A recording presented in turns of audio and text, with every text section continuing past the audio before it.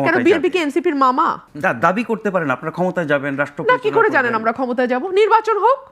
NCP যখন দাবি করে যে একমাত্র তারাই অভ্যুত্থান ঘটিয়েছে এবং আমাদের সিনিয়র নেতাদের সঙ্গে তারা যে ভাষায় কথা বলে টকশোগুলো তো আমরাও দেখি যে তারাই নাকি করেছে, তো তাদের তো তাহলে এখন বাংলাদেশের মানুষ যদি আওয়ামী লীগকে রিফিউজ করে এবং রিফিউজালের প্রধান একটা পক্ষ তো এনসিপি নিজেকে দাবি করে, তাহলে তো তাদের মানে গণজোয়ারে গণভোটে ভেসে 300 আসনের মধ্যে 290টাই পাওয়ার কথা।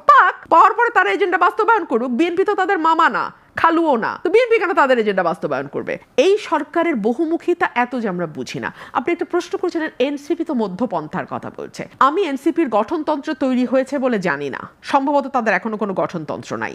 তারা ঠিক কোন আদর্শের উপর ভিত্তি করে রাজনীতি করতে যাচ্ছে সেটাও কিন্তু আমরা জানি না। আমরা তাদের রাজনীতিটা পুরোটাই দেখেছি আওয়ামী লীগ কেন্দ্রিক। আওয়ামী লীগকে ব্যান্ড করো, আওয়ামী লীগের মানে সব পুরোটাই আওয়ামী লীগ কেন্দ্রিক। এর বাইরে তারা মানুষকে কি দেবে, তারা কি ডেলিভার করবে আমরা জানি না। তাদের দুটো দাবি, একটা হচ্ছে আওয়ামী লীগ নিষিদ্ধ করো, আরেকটা হচ্ছে বিএনপি কে দিয়ে সব সংস্কার, মানে বিএনপি যাতে তারা যা বলবে মামাবাড়ির যত আবদার আছে বিএনপি সবগুলোর সাথে তাল মিলিয়ে যাবে। এই হচ্ছে তাদের দুটো, মানে এখন পর্যন্ত মেইনলি তাদের এই দুটো জিনিস আমি দেখছি। তো এই দুটো আবদারের মধ্যে তাদের গঠনতন্ত্র কি, আদর্শ কি, তারা কি করতে চায়, তারা মানুষকে কি দেবে, তারা যদি আগামীতে রাষ্ট্র ক্ষমতা আসে। দেখুন নাজমুল ভাই, প্রতিটা দল কিন্তু নির্বাচনে যায় জিতবার জন্য, হারবার জন্য কোনো দল নির্বাচনে যায় না। সুতরাং প্রতিটি দলের একটা প্ল্যান থাকতে হবে যে আমরা ক্ষমতায় গেলে কি করব।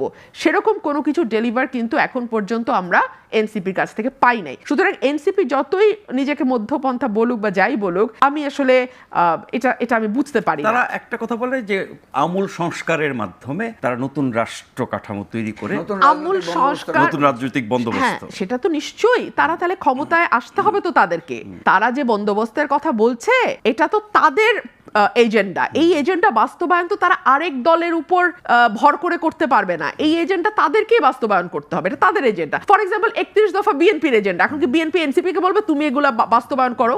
নিশ্চয়ই। মানে একটা বালখিল্যতার তো একটা সীমা থাকে, তাই না? আমরা যে আলোচনাগুলো করছি আমাদের তো ন্যূনতম জ্ঞানের দরকার নেই, কাণ্ড জ্ঞানটা আছে তো। ব্যাপারটা যদি এইভাবে দেখি, এগুলো বিএনপির কাছে এনসিপির দাবি, যেহেতু বিএনপি ক্ষমতায় যাবে। বিএনপি কে এনসিপির